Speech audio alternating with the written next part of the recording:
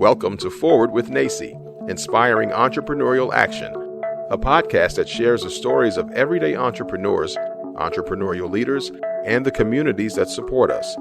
We hope that this diverse collection of stories brings you inspiration, inspires you to take action, and ignites entrepreneurship in your community as we make our way forward together. Welcome to Forward with NACCE. This episode is a replay of an inspiring discussion held during the 2021 Future Building Summit in Minneapolis, Minnesota. It was sponsored by the Kauffman Foundation and included inspiring thinkers and leaders from all sectors: government, business, policy, and philanthropy. We talk about charting a new course and rebuilding in 2022. Thank you for joining us. Enjoy.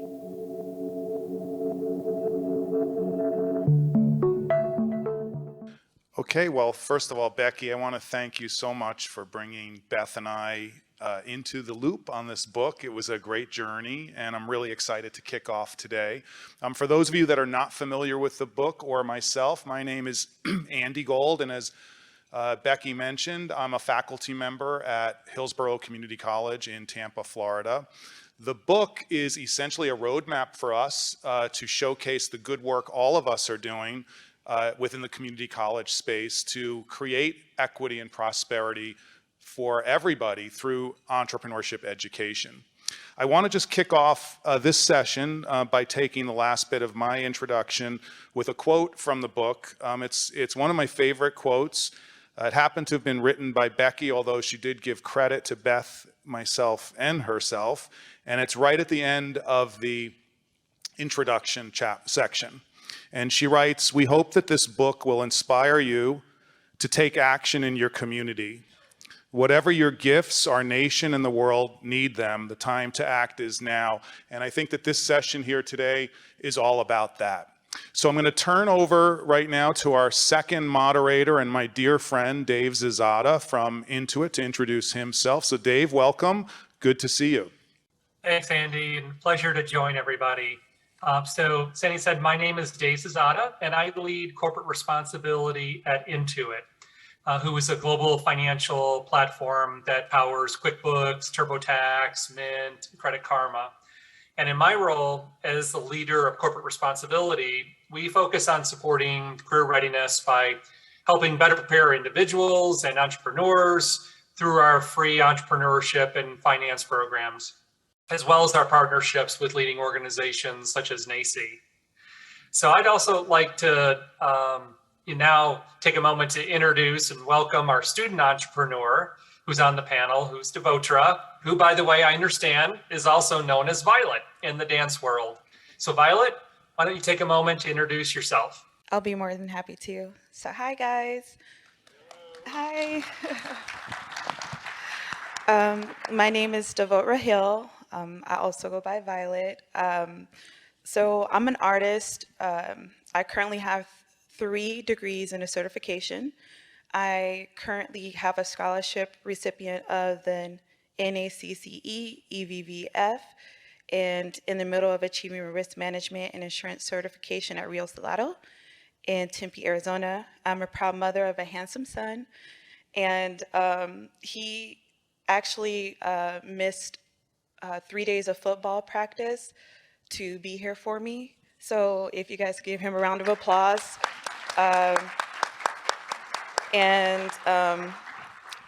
So I'm going to talk about my other child, which is I am the owner of 2 Left Feet LLC and 2 Left Feet Foundation, which is a nonprofit. And the logo is based off of my son's baby footprint. And on that note, since I talked about that baby, I wanted to know if you guys want to do a dance with me. Yes, we'd love to. Okay. Let's do this. Okay, so I'm gonna show you guys some of the steps first. What this will show you guys is, thank you. This will show you guys what 2 Left Feet is all about. So 2 Left Feet is about growing, helping you guys feel confident, and we just dance.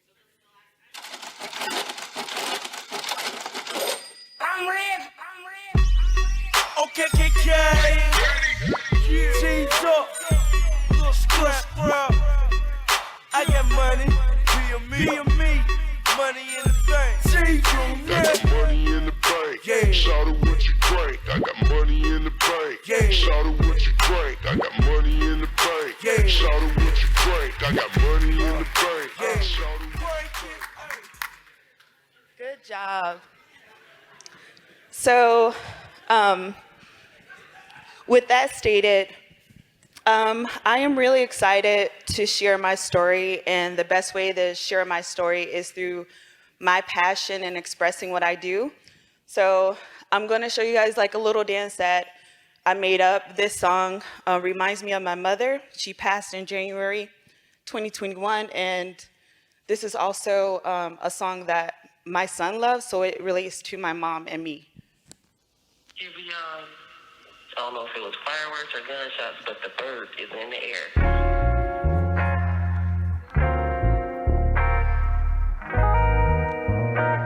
She just let me know, but they show no fear. It ain't safe round here, but she's still gonna hold on. It ain't safe round here, but she doesn't run from right here. Lust, guns, drugs, violence. Lust, guns, drugs, violence. Ooh, oh, won't let you go, go, go. Won't let you go, go, go, go.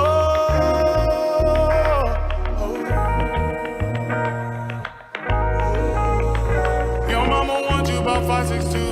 To tell you the truth, she ain't lying to you. Baby, you said you ain't scared. Oh girl, I love her, you care. I'll put your love on the pedestal. Whatever you want, I'ma get it for you. Hop in the whip, we can go scoop. Show you the city that made me like this. Ooh, ooh, ooh, baby like this. Ooh, ooh, ooh, baby you got me outside. Ooh, ooh, 24 straight. Ooh, ooh, ooh, baby you got me. See, your mom told you about this side. It could get ugly.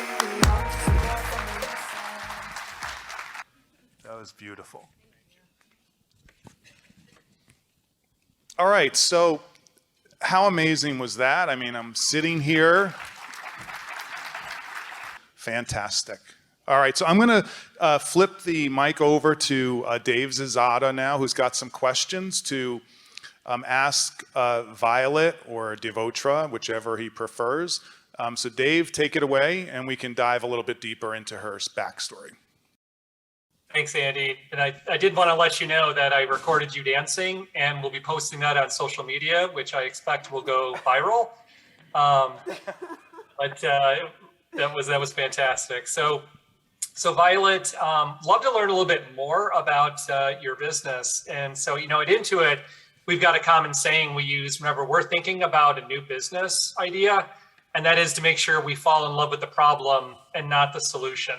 So I was hoping you could tell us a little bit more about your business and the problem you're focused on trying to solve through your business and why it's important to you. So there was a lack that I noticed where I've been at, whether it's in studios or community centers, wherever, where the teacher didn't focus on the student that could pick up the movements. It was more of the students that already had it. So my knack is to get in there and show, like, no matter what age, size, shape, whatever it is, that you can do it too. So as long as you have the passion. That's great.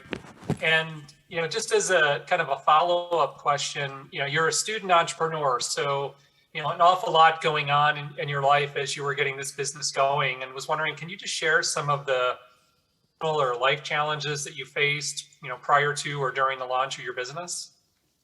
It started actually, I grew up in the projects of Chicago. So they didn't have dance programs out there. Like even in the community centers, the Boys and Girls Club, I don't even know if there were studios. I just didn't know anything about it. So I didn't have the resources nor the knowledge to even know where to go. But I love to dance. My mother taught me Chicago stepping. My sister taught me like ballet. My other sister taught me to just move, and then my brother taught me Chicago house. So I pretty much learned how to dance from my family and the TV, and that's how I learned. I competed actually, which is weird, because even with my lack of knowledge, they would have talent shows, and I would dance in a talent show, but I didn't even have the formal training. So I would win, but I didn't know how I would win. I had to move out of Chicago in order to get introduced to these type of programs, and it wasn't until I was later that I knew about them. So Devotra, the first chapter in our book is about inequality, and inequality as it relates to racial inequality, economic inequality, is pretty well researched, but what's not really well researched is small business inequality that exists. There is a perception that entrepreneurship is sort of this, leveling the playing field environment. But when you look at the data suggests something really in total conflict with that perception. So for example, the Federal Reserve Bank comes out with an annual survey of businesses and found last year that the federal funding that was made available to small business owners, that 90% of white-owned businesses got all or most of the funding that they requested, and that compares with 49% of black-owned businesses. So I want to change the conversation here a little bit to your journey as a business owner and some of the challenges you may have faced as a black female business owner. As far as the knowledge of the white business owners have a 90% comparison to the black business owner, I didn't even know anything about funding for like the PPP loans or the grants. I found out after the news were telling people that people were in trouble because they made up fake businesses after they got the money. I think that was like a year later when they had to pay it back. That's when I found out about the funding. So when I tried to apply, they was like, it's too late. But I didn't know about it, so. That was a very common issue, and I think the current administration's trying to repair some of that through some of the programming efforts that they're advancing. So hopefully things are starting to improve and will improve more as we move forward. We have a couple of minutes left. I'm going to switch back to Dave, who might want to ask you a question here, and then of course we want to give you a chance to share some tips and suggestions that you might have for aspiring business owners like yourself. So Dave, I'll flip it back to you. Thanks, Andy. Victoria, I'm sure you've learned an awful lot as you have started this business and started to grow it.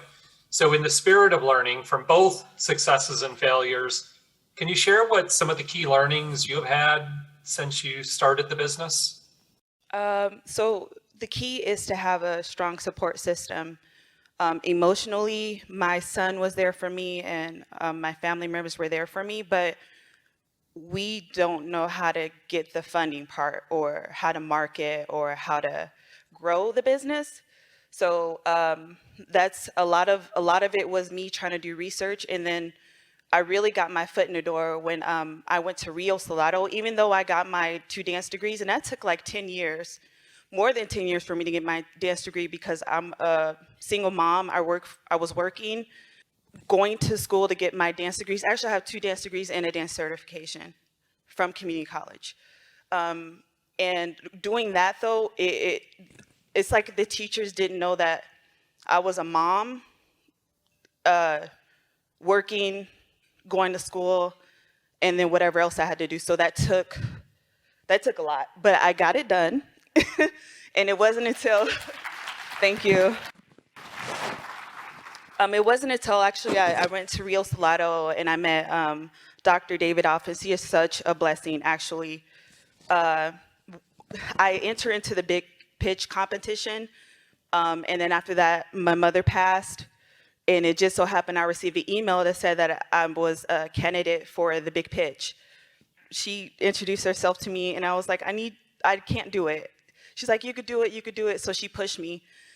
From that point, I've been in the big pitch. I've done so many things, and I'm here because of her. So just having a really good support system. And the tips is don't give up. You will have a lot of obstacles, but that means you're doing great.